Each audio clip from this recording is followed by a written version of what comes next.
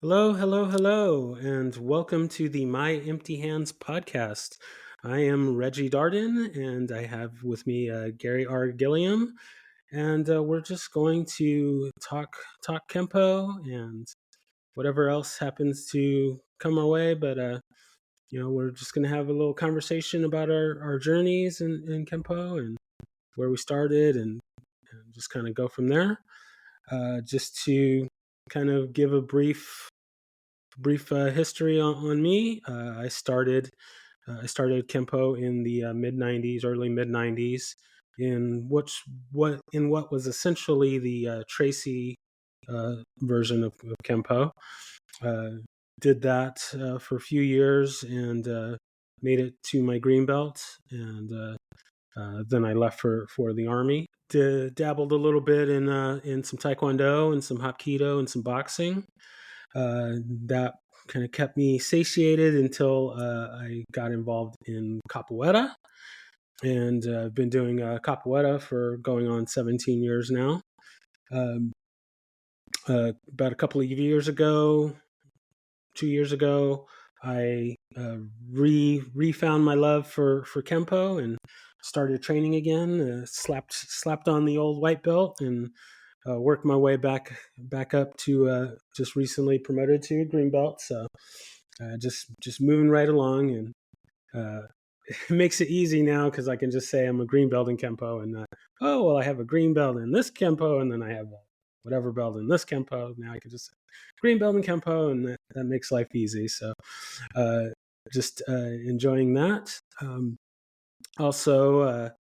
Uh, Looking at getting back into some of the other arts, looking at getting back into some Hapkido and also eyeballing some Kali and some other arts. There's a lot of schools around me to, so I just need to invent the 40 hours a day, and I will be all set there. So that's just kind of a little bit of my background, and as we go along, we'll just I'll interject whatever I feel is relevant, but we'll see how that goes.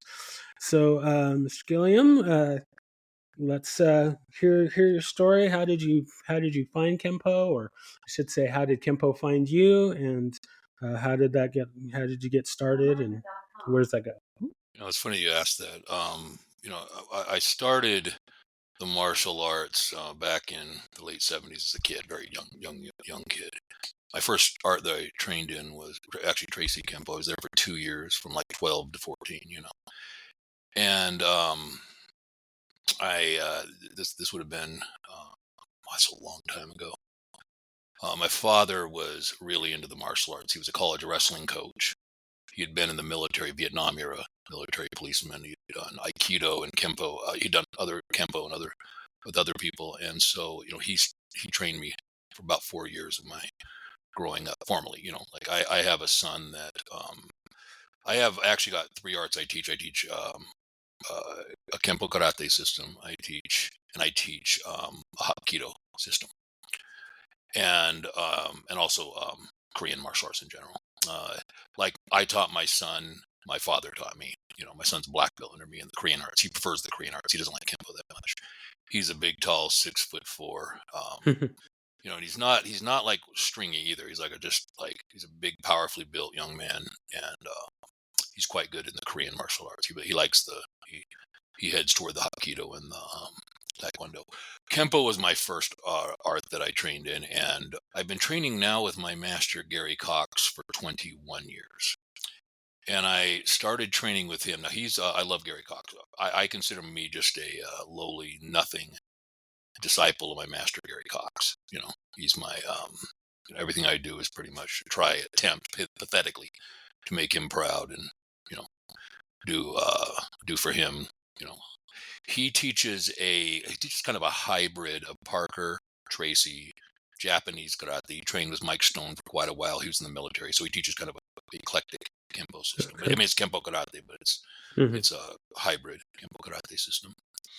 And he calls the system Kiai Karate. That's why I call my system Kiai Karate Integrated Fist. but he called his system Ki Karate. He knows. I've spoken with some of the old timers. They know who he is, and they've seen him at like the internationals and stuff. He was a solid Kempo person. Like we at Ki try to keep it real humble. The name Ki has to do with the spiritual energy and all that. And we're really big about humility. I mean, we're nothing special. I especially nothing. My master's something special. I am really nothing. But I really have tried to do the martial arts. I've been with him 21 years. Before I got with him when I got out of the Army. I was in. We've talked about our Army stories. You were a Panama boy. You you Yeah, I you got chewed a little time in the you chewed Panama. some you chewed some Panama dirt. I was in Germany and Korea. When I got back from Korea 20 something years ago, I started training with him, and I've trained with him nonstop ever since. I've had other people. I cross train a lot. I'm what you would call a collective. I'm a Kempo karate guy, but I'm more eclectic. Before I trained with him, I had about 20 years of training, and out of that, about 9 was in Kempo. Tracy or Parker Kempo karate. But I'd also done probably my second art, if I had to say. I've also trained in Japanese karate, Okinawan karate, things like that. But mostly, I was always in my mind. It was kind of adding that to the Kempo. If that makes any sense. Yeah. I always consider myself a Kempo guy.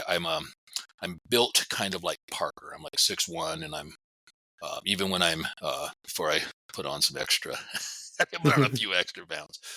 I've always been a little more heavily built, so Kempo just really naturally took to me. As you can see, I don't know if will the visuals be on it, or will this This just will be just be audio, but audio? for the listeners, we've got a perfect weapon poster in the background there. So definitely Yeah, representing I've had Jeff that poster Speakman. up for years. Jeff Speakman is I was telling you before the thing.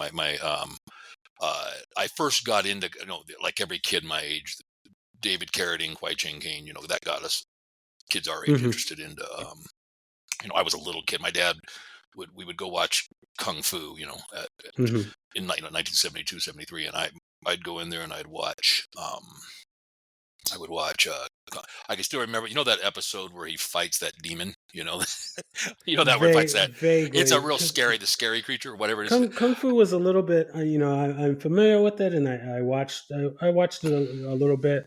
It was a little bit before Little before, but my yeah, time, but I was I'm 5. familiar with it.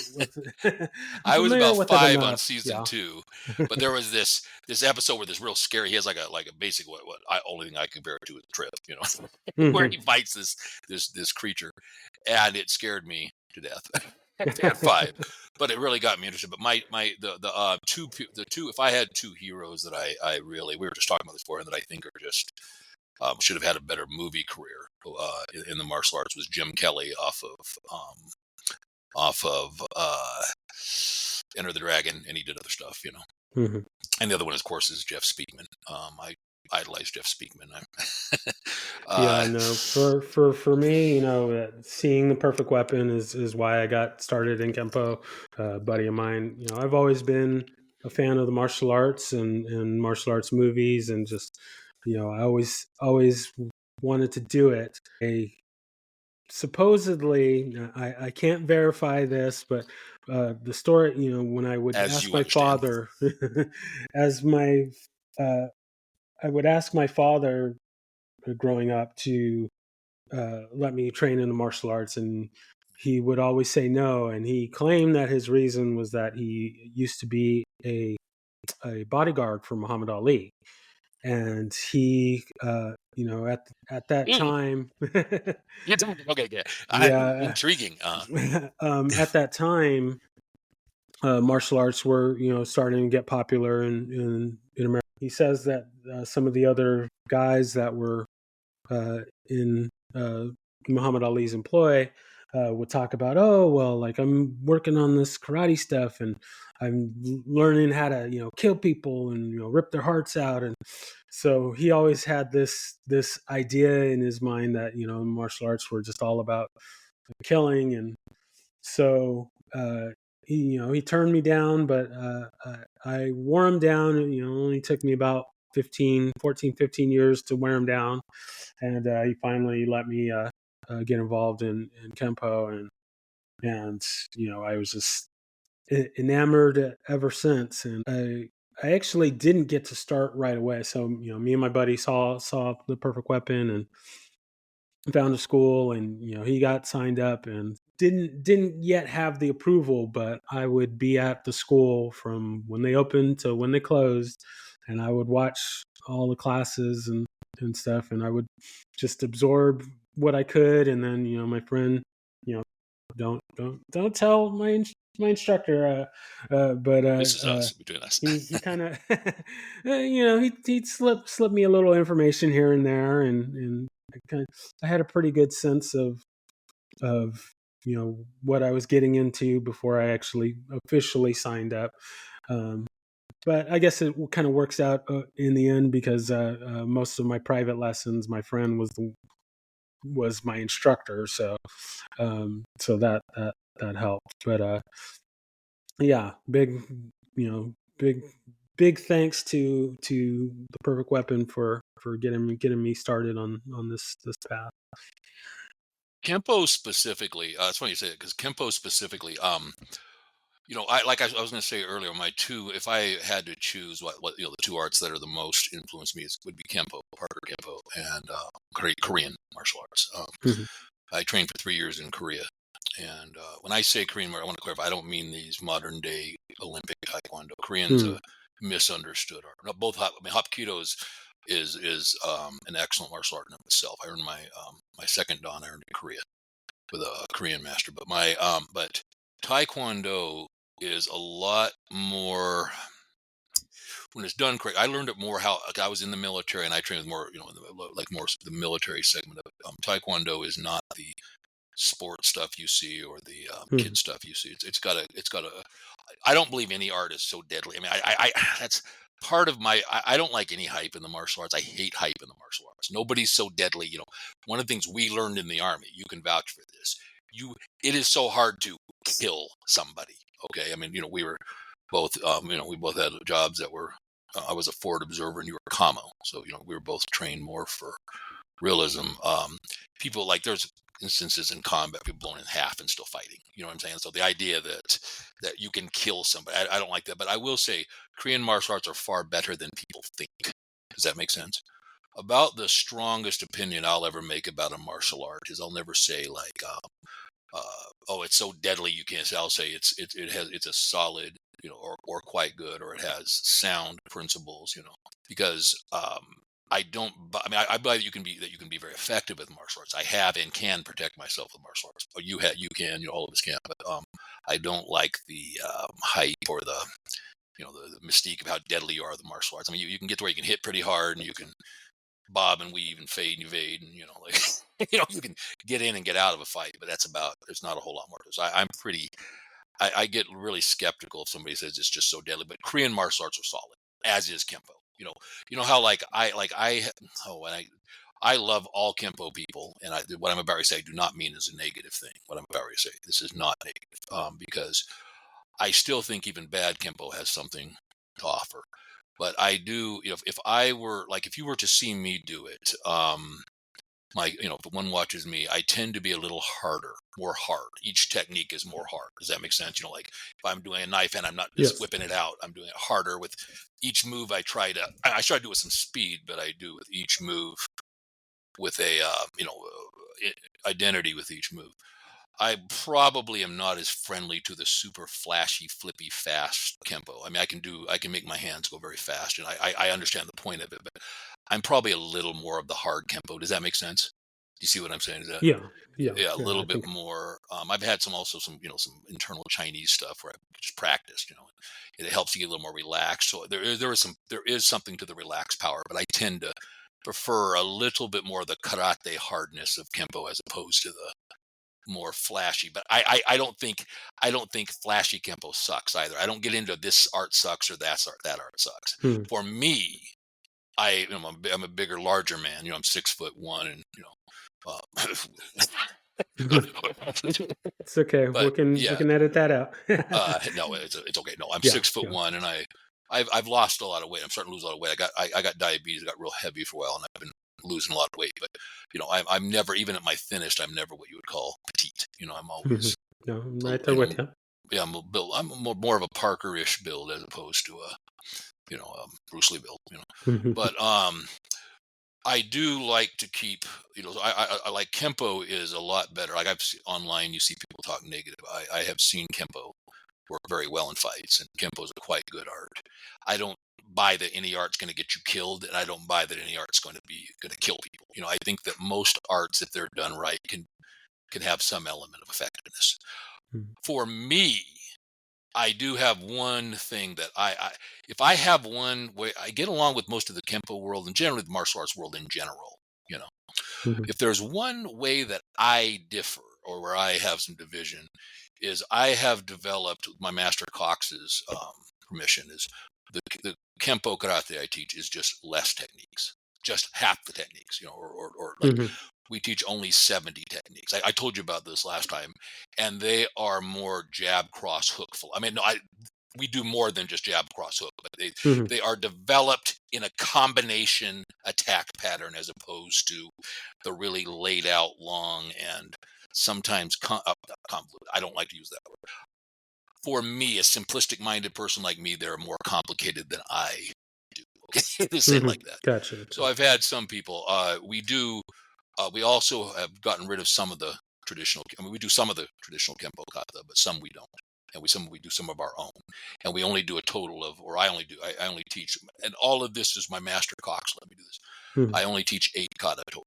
Okay, and of those, some are Parker and some are stuff developed by Master Cox and Robert Hermanson. He's used most of them in like the Parker Internationals and stuff, but we're very big on simplicity in our system.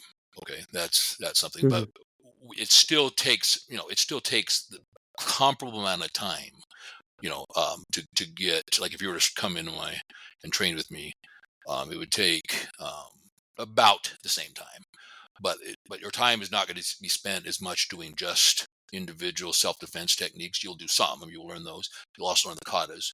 We have some sets that are ours and some Parker sets. We'll do those, but most of the time is going to be spent on what I call live or hard, hard realistic training, sparring.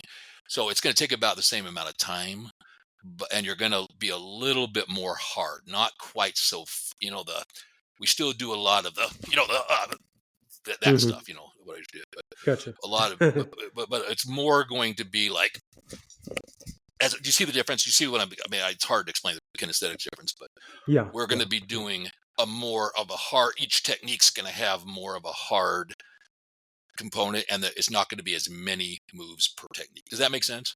Yeah. And I've had some have agreed, but I'm very clear that we're not teaching traditional EPAC. I'm very clear on that. Okay. Gotcha.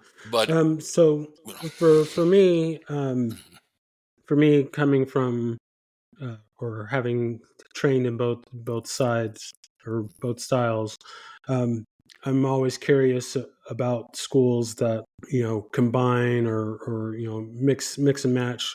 Would you say that there's, like, what would you say is maybe the breakdown? This percentage of Tracy, this of percentage of mine, EPAC. mine Yeah. specifically, mean? Yes. Oh, okay. Here's how I would say it. I would say pretty much it's Parker in principle. You know what I'm saying? Like all of it. Like Gary, like my master Robert Hermanson knew Ed Parker, and he trained with Tom Garriga, and Tom Garriga taught my master Gary Cox. That kind of thing. What I would say, here's how I explain it. Pretty much all the kata, even the ones that were developed by Gary Cox, are still Parker principles, if that makes any sense. I mean, it's all Parker. Okay. Where I think my system is, the way I teach it, a little bit the way Gary Cox taught it, but I took it to the next levels. I do a lot of my Kihan, or the term Kihan. You've heard the term Kihan. I do a lot of the principles that would be Korean and Japanese karate. Like, for example, when we do like an outward knife hand, I deliberately do more the Japanese, the Okinawan or Japanese component to it. I do it with more of the feel and the flavor and the kinesthesia of that. Or if I do the like the single biggest difference between Japanese karate and Korean karate. I don't mean Kempo. I'm talking about, this is just Koreans elongate their techniques more. You've done some Taekwondo. They tend to elongate even their hand techniques. it's a misconception that Koreans do nothing but foot technique. That's not correct. Hmm.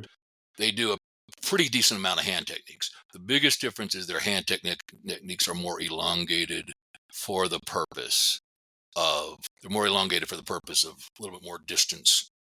They like to keep a little more distance, mid to long range versus the short to tight range of karate and whatnot. So it's all pretty much Parker. The difference is we do a lot of the Kihon or a lot of the basics are from Japanese, Okinawan, or Korean, specifically Korean. I trained a lot in the Korean martial arts, but there's Yeah. still combinations are still Parker in both. If that makes any sense. Okay. So would it be, I guess, fair to say the kind of the Tracy part is the smaller percentage, and it Oh, much it smaller. Yeah, leans more. much smaller. I mean, my master trained in some Tracy stuff, and so he adds some of the that's a much smaller part of it. Yeah, it's a little Okay. bit, but much smaller part. The exact components I don't know, but I wouldn't be able to say exactly. Yeah, But yeah, yeah. it's a much smaller Tracy. I mean, he trained some Tracy people, and all that. But Hmm. we're not a Tracy school. We're more into the Parker stuff. Okay, okay, okay. And then any kind of other arts that are, or maybe some of the other arts that are integrated or Right. to That's be okay. to That's a be great integrated. question. Yes. One of my students is I trained with him now here in Salt Lake. I trained with him. He's actually he trained with a world class Thai master, a guy from Thailand. His name was Sakasem Kanthwan. His name is James Foster. He taught me some of the knees and elbows of Thai, and I was learning some Thai principles. I want you to say I've never done any ring Thai or anything like that. I just have Hmm. cross trained in Thai because I Hmm. like Thai really well. So he taught me some of the principles that how to implicate or integrate it into Kempo, some of the knees and elbows. But I'm not a Thai person. I want to be clear on that. But some of the Okay. the concepts of the elbows and the knees come from Thai. I've trained with some Filipino Kali people, and by nature or by organic nature, Kempo automatically has some Filipino in it. Like Parker trained with Filipino people, so I integrated some of the Filipino concepts I trained separately. I also integrate into the Filipino components of Parker. And then a lot of it, well, you'll get this because my time in the army, I took a lot of the philosophies from the army, realism and some of the mentality of army training. I put it into my what I teach. So.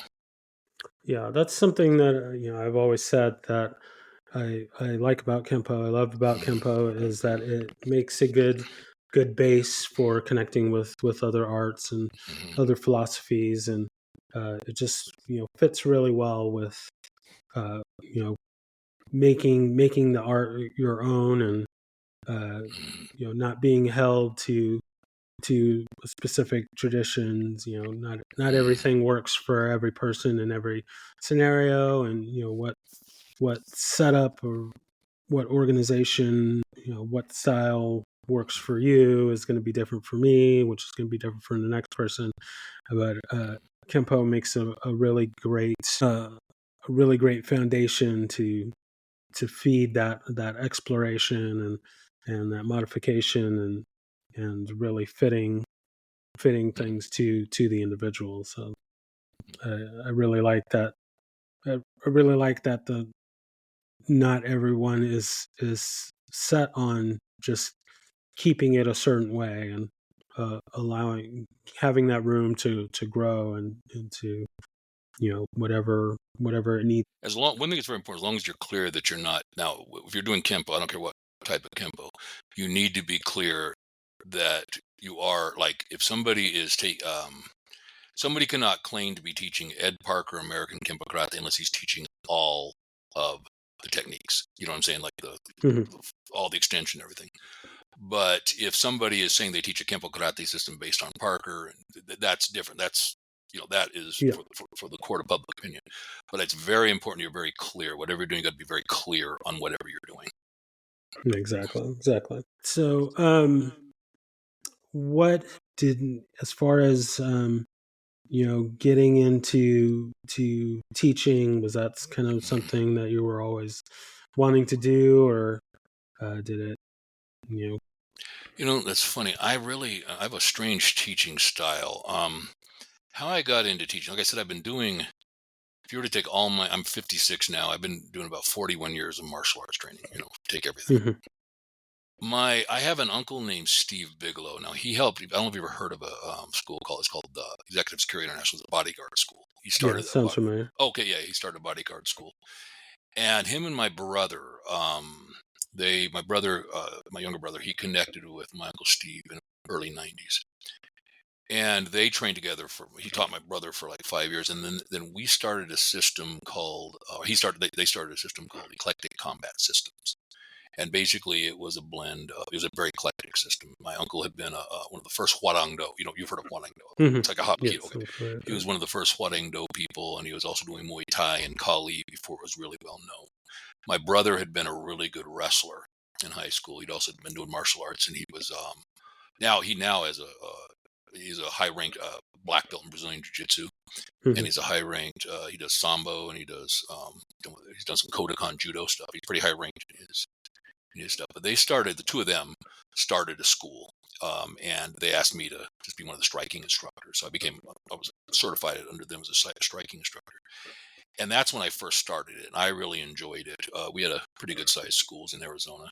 We had a pretty good sized school. There was like 20 people at any given time, and I would help teach some of the just. It was more like a reality based or hand to hand combat. At that point, I had about 10. I was 26. I had about Hmm. 11 years of various martial arts training, and I enjoyed doing it. And then I've taught a lot of privates. I prefer to teach privates or very small groups. I have taught formal classroom settings, but I prefer, even to this day, I will teach maybe 4 or 5 students at a time. I like a very small, but a Hmm. very, intimate group of students. I love doing that. I don't like the formal classroom teaching setting as much. I have done it, but um, I don't like it as much. I'd much rather have a small, like maybe 3 people that I teach at a time. Hmm. And I like to kind of mentor them and take them down their path and work with them. I tried doing some online stuff. I'm shying away. I don't do online anymore. I made one big mistake with one person that I don't really do distance teaching anymore. Like Hmm. if somebody is already a very high advanced rank and they want to cross train with me, they're already a high advanced rank in another system. They want to cross train. I'll cross train with them. But Hmm. Yeah. I don't really do distance training. But most of my stuff is small groups by choice Gotcha. And because I is would rather that? not teach. I would rather not teach at all than have to deal with the crap of classes. You know what I'm saying? I like teach a very small. I prefer either a very athletic or already trained martial artist to teach. But I can take from the beginning. But I prefer Mhm. people who already have martial arts skills. Gotcha. Gotcha. Um, is there any particular reason why you prefer the smaller classes, or just mainly kind of logistical, or? I'd have to say when I don't have a lot of patience for people who are just kind of they kind of want to play around with it, and they kind of do, but they kind of don't. I like I have a student, that Muay Thai student. He actually teaches MMA, teaches MMA classes and stuff. He teaches people in larger groups. I taught him Kempo. He taught me Thai. Some people like doing it. I like very serious people that I can really share what I know, as opposed to a group of people that might or might not get it. You know what I'm saying? Mhm. And I like tailoring each person I like tailoring each person like with their natural strengths or natural weaknesses. I like to see what works for them, how to get it working best for them, and that kind of thing. I love taking somebody from, a lack of knowledge. I've actually taught formally. I've taught in the school, teaching. Gotcha. I just really enjoy helping people understand, but I preferably, I like to work with people that are already martial artists, and I can just add my skill or what I know into there. Mhm. But I can teach both. But I just I I don't make enough money for this teaching to really make a difference. It's not for me for the money at all. Yeah. Okay, Mhm. I may make a little bit, but I mean nothing, next to nothing. For me, it is purely the love of the art. I like teaching a very small group of very serious students. Gotcha. Since kind of touched on it a little bit, it just kind of made me Mhm. think about. Um, so with the popularity or the growth of MMA, um, have you seen like what kind of changes have you seen with you know how how I guess not just new students, but how students kind of approach taking art now with MMA's popularity versus I have to be the quote unquote honest with, old school. yeah. I okay, that's funny you say it because you're gonna be surprised. You might be surprised because I really admire and respect MMA quite a bit actually. Um, but you have to understand where I'm coming from. My father was had been a college wrestling coach, which means you had to be really good. He was a junior Hmm. college wrestling coach. He had also boxed. He had done the military. He had done was in the military, and he'd done like I said, like, like old school aikido and old school karate. So his mentality.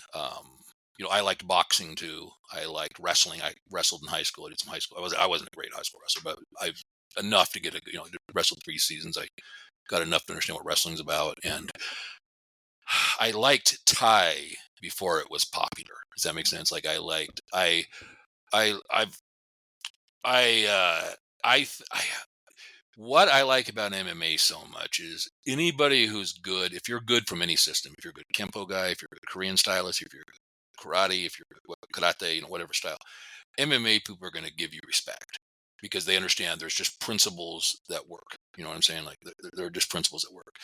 I've had a good relationship. I mean, there are. Oh, I've had a couple. Like like I've done. I put my videos online and stuff. I had a few like, oh, he's fat or whatever, though. That technique won't work. I mean, you get some of that, but that's always been said. I mean, that's not the fault of it. It's always since martial arts were in America, everybody was showing how somebody couldn't do that or somebody could. I like MMA. Now I don't do it. I'm just old, so karate works great for me, and it happens to be Kempo karate is the karate I chose to do. But I don't have like I did some Brazilian Jiu Jitsu. I did got my 3 stripe white belt in it. Um, I liked it. I don't teach I do not teach grappling. Okay, I learned some in the army. I've worked with some really good grapplers that were seriously good grapplers. My brother is an excellent grappler. I worked with him. I've worked with others.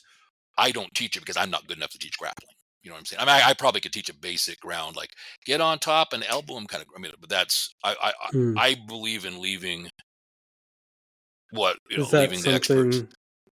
something that you may integrate in the future? As you get more I integrate it experience, in or this way. I integrate it like if I get taken down, I'm very glad I've trained enough in grappling. If I get taken down, I am confident I have some at least some kind of fighting chance. Mhm, But no, I just like teaching karate. I just like I'm a karate man, through and through. mhm, It happens to be Kempo, but I also like Korean karate. I've also done very good like old school Korean karate and Hapkido. I like the traditional arts. I do think that well done and correctly done traditional arts of any kind. I don't care if they're Kempo. I don't care if they're Okinawa. I don't care if they're Korean. If they're done right, they're going to have a lot of the same stuff that works in MMA. It's mhm, the same athletic principles. But I haven't had much of a problem with it. I'm probably one of the few people that I do consider myself a karate guy. I do consider myself more traditional. I love MMA. I mhm. think it's a great idea, I mean, I don't like some of the theatrics. Like by that I mean like people yelling and screaming at each other. There can Yeah. be it lost some of the traditional philosophy of the martial arts in some ways. But I'm a big fan of MMA. I'm a big fan of I think that the best thing ever happened. But what it also did is it did 2 things for karate. Either it did one of 2 things. Either it reminded karate that you need to be open-minded to things like ground fighting. I had wrestled in high school. I knew enough about ground fighting that I knew that my dad had taught me wrestling as a kid too. I mean, I knew enough that if I got taken down even as a kid from wrestling, I had some. So I never really had the hostility towards MMA that some karate people might have. Mhm, Um, and I liked that MMA taught that karate people need wrestling and BJJ and whatever sambo, whatever the grappling art is. But so it taught that you needed to open your mind and not be. It took the traditional, pure, like orthodox, like you can only train in one style. It took it out. That got Yeah. it. People's minds understand now you can't do that. But at the same token, somebody who does karate, whatever style, like me, I love karate. I love what I do. I will not do anything. I love Kempo. I love Ed Parker. I love that man. I tried really hard to honor him and some of his principles. But I like it because I like it, not because it's cool. Does that make sense? I like Yes. karate because I like karate. I like Korean martial arts because I train in Korea, and I like the Korean martial arts because I like the Korean martial arts. So anybody now who likes karate or whatever is not doing it because they think they're going to learn something where you can kill somebody. They're learning it because they like that's the two good things I think that MMA brought Mhm. to the martial arts world. Do you see a change in the students because of it?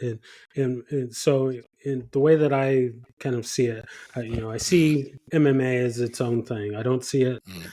as a martial art, so to All right, speak, agreed. in the regards that you don't nec- you don't necessarily get the same, how would I word it, respect, or uh, maybe not so much tradition, but there's just there's a different attitude I see what you're with getting at. with Yeah. the martial arts, with the mixed, excuse me, with the MMA, versus your traditional martial arts, in that maybe the MMA is more trying to push the theatrics and the Yeah. Yeah.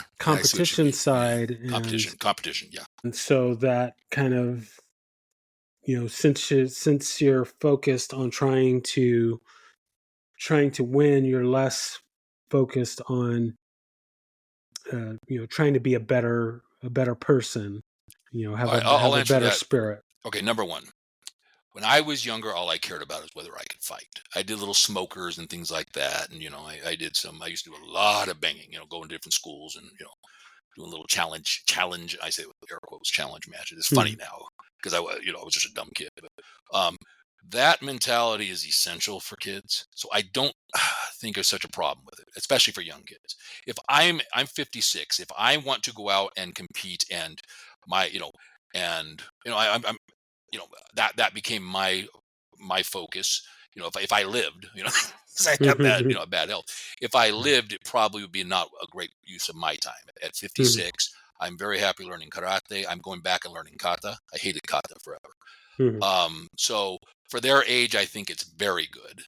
You know, I think it's always existed in some form. It was kickboxing before that, boxing before that, full contact karate. I think there's always been a venue for that. The only difference is MMA does a great job of combining the grappling and the striking. But I think if you're 21, of course that's going to matter. I mean, don't get me wrong. Like there's going to be some 21-year-olds that don't care about that. They just want to train or they just want to learn. But it's a necessary venue, so I don't have a problem with it. They've done a really good job. I really respect MMA because they don't karate and well done karate. If it's well done, I mean, if it's still gets a voice and if it works, they'll use it in the MMA. I like that. Mhm. Uh, and like I said, I've known some MMA guys that I couldn't have asked for nicer guys. You know what I'm saying? Yeah. And if I had a problem with him, it was just personality clashes. You know what I'm saying? So Gotcha. I've had a good relationship with myself. I've had good experiences online. I've had a couple MMA people like, oh, Campo will get you killed, and I'm like, hey man, dude. I'm 56. I don't even care what you think. And I Mhm. usually become friends with them because usually they're pretty good guys. Um, so that's number one. Is that it's just the age. I mean, I would rather have a 22-year-old have a venue like MMA than pretending like pretending like they're just learning character. When you start getting older, then it starts mattering more the character development. But if you do the old school karate as I learned it back in the early 80s, 70s, 80s, that stuff was supposed to be pretty hard hitting. Okay, it was Mhm. supposed to be, it was so. Well done karate is going to have concepts that will transfer over to MMA. Okay. And MMA has done a great job transferring because it brings, like, let's say somebody hits 28, 29, wants to learn karate. They're going to bring some really good skills from MMA. Like I said, my Mhm. father was a college wrestling coach. He loved karate. He loved Kempo. He said it was a tremendous fighting art. Okay. Because he understood that, because he knew how to grab somebody and, on a seriously wrestle with them and do like army judo or whatever, the stuff you learn in the army. And, he Hmm. could do what he had to do and then start doing some of those gouges and rips. I mean, he understood how good it was. So, so number two, it does a really good job of integrating. Good karate should be able to integrate into MMA, and good MMA should be able to integrate into karate. Does that make sense? Yeah. So realistic, like Parker did judo and boxing. He loved contact stuff. Okay, Parker was Hmm. a tough contact guy. Same with a lot of the kempo guys. Like Hmm. some of these old kempo guys floating around are just tougher than most people can even imagine. Oh yeah, for sure, for sure. So, but the third thing is, yes, I wish that MMA. There's some segments of MMA that I wish would go back to the more respectful, Hmm. humble side of it. But I would not say that that's the preponderance of MMA. I'd say most MMA are okay. As long as what we need to do. I'm not a Kempo person that thinks we need to make MMA light. I do not believe that. Okay, I Hmm. believe we should do Kempo as it stands. If you want to do it like I do, which is, I believe in simplifying Kempo. I think Kempo's gotten way too complicated. That's my thing. I Okay. think Kempo's way too complicated. I've had people strongly disagree. Some famous Kempo people do not agree with me on that. People Hmm. say they dislike my attitude about it. So That's with fine. me, I think it needs to be a lot more simple. So that I'll argue about all day long. But I do think that what we as Kempo people need to do is we need to keep producing good, hard hitting Kempo. That Kempo is if you look at the Kempo's history, we've had some pretty good people come out of Kempo, Tracy Hmm. and Parker, some Hmm. pretty tough people. So I think that we just need to continue producing more time doing hard sparring and hard training, and less time worrying about where we fit, like where people like us or not, and B, we need to make sure that we're learning a small. This is my blurb. This is where a smaller number of techniques, but learn them really well. Okay, Gotcha. Gotcha. and you can disagree or agree. You can say your opinion or whatever. I very much respect your opinion on things. Yeah. No. You're one of my No. favorite people in the Kempo too. Oh, yeah. So Well, I why, love thank you. you. Yeah. Thank you. Thank you. Thank you. All right. So to kind of head towards our final questions here. Hmm. First one being, do you have a favorite technique or a favorite couple of techniques? I don't know why I like parting wings. I don't know why it's one of my favorite. I Huh? just Yeah. I No. like it. I see it as ripping out the eyes or attacking the throat and then moving and doing the Yeah. parting wings would No. be one of them. That's a great I one. like. I really like. If I had to choose, I do not do long four. Okay, I do not. We don't do long four in Hmm. the system. I'm very familiar with it. If I had to choose a kata for me, kempo kata that I like the best, it would I'd have to say long two. Gotcha. I love the concepts of long two. I think that's a. I think people need to spend a lot of time doing that because that's a really good, in my opinion, a very good. It has really good kihan, good basics, good Hmm. simplicity, everything about it. Hmm. Yeah. No, So that'd be I my like that favorite one. kata, and my favorite set is finger set. Finger Yeah. set too, Yeah. probably. Yeah, Yeah. Very because I nice. like Very those nice. gouges and.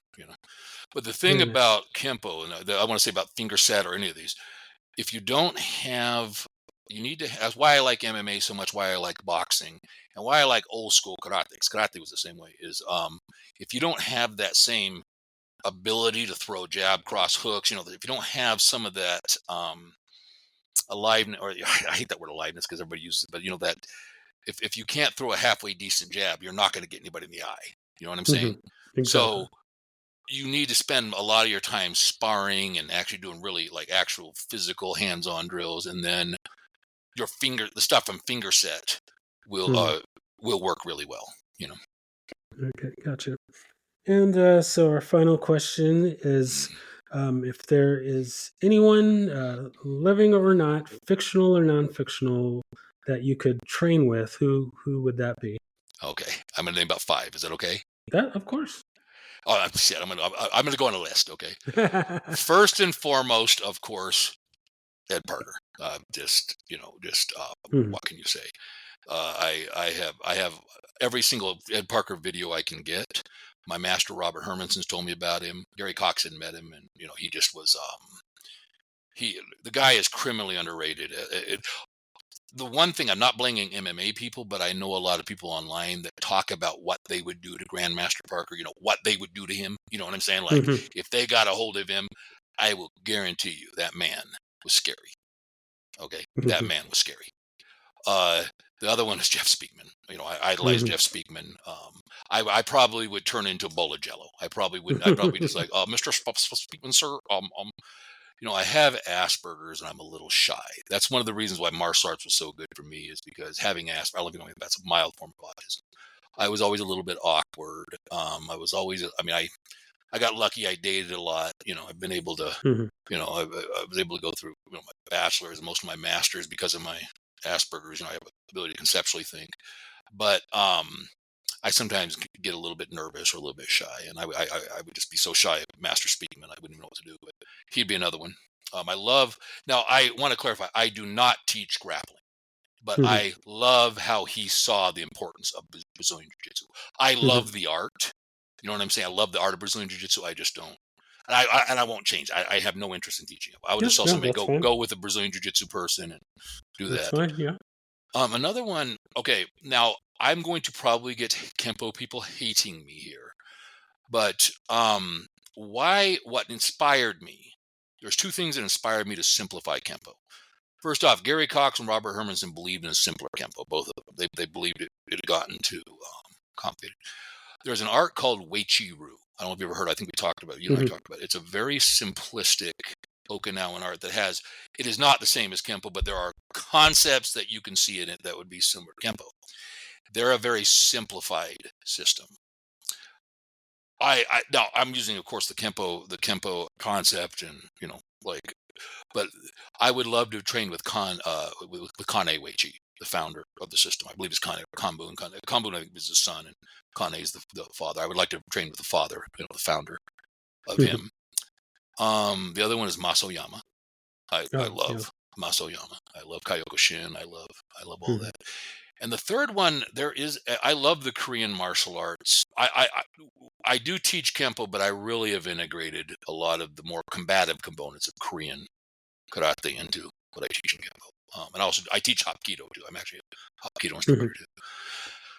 But the there's a guy named Dok Sung Son. Dok Sung Son. He was one of Mhm. the pioneers of Taekwondo. I think Muda Kwan, I believe he was. But he taught that really hard. It was still Korean. It was still Taekwondo. He would be the other one that I would love to train with. You know. And then there's one more. I love this man. His name is Doc Ron Chappelle. Okay. Mhm. I Gotcha. idolize him. He is so nice to me because, like, I have some academic background. He's got I love his academic background. I Mhm. like to do cut and paste research into Parker and into whatever, I try to be pretty, reasonably correct in what I'm saying. I try to Mhm. validate what I say. And Doc Ron Chappelle, his physical is excellent. He's got excellent uh, technique, but his academic understanding is just amazing. And I would love, mostly with him, I just appreciate him so much. He's always shown me so much kindness, so much respect. I'm nothing, I'm just another Kempo instructor out there, but he Mhm. always answers my questions. He's always shown me respect. I will always love that man, and he's correct on things. Like I may say, oh, like academically, I believe that karate is I put karate, I mean, it's obvious that Kempo is Kung Fu, Hawaiian martial arts, Chinese martial arts, well, of course, Okinawan, Japanese, blend of all that. Mhm. I put the percentage of karate higher than most would. Does that make sense? Yeah. It's not a pure karate system, but the proportion, the ratio of karate in my Gary world, okay, GRG Mhm. world is higher. And I may say to Doc Chappelle, like, as I understand it, and he never mocks me or anything. He'll just say, "Oh, either yes or no," or he's just a really good guy. I love that man. To me, he's my favorite Kempo. my, All right. I idolize Larry Tatum. I think he's great, Mhm. but my body type is, he's got more of like that real fast. Mhm. The guys watching him is literally like watching it's like watching Shakespeare write a poem. Like Mhm. to me, Larry Tatum is a Shakespeare poem of Kempo. So I don't relate with his movements at all, Mhm. but I really like him. I have more of a hard Korean, and like my movements are a little more hard. And the last one is Mohammed Tabatabai. I think he Yes. is just. I'm a large guy like he is, and I have watched his videos, and Hmm. a very nice guy, and I don't do it right. I am not, but I try to have some of the same concepts he does. I Hmm. weakly empathetically try. Very nice. Very nice. All right. Well, I thank you for your time, and thank you for being on and sharing your story with me and whoever else may be listening to this. Uh, I'm just overjoyed to get to talk to you, and also get to talk to all these other wonderful To the people that Kempo are world, going to be on. I'm gonna say something about you. To the Kempo, I love this man. This man, Reggie Darden, represents the highest end of human nature. No, thank He you. represents our higher ends of ourself. He's the man trying to bring together people and just bring love. And I just appreciate you. I don't think three people. I'll be surprised if three people listen to me, but I am honored to get a chance to share, and I'm flattered that you think I was worth the time to share. So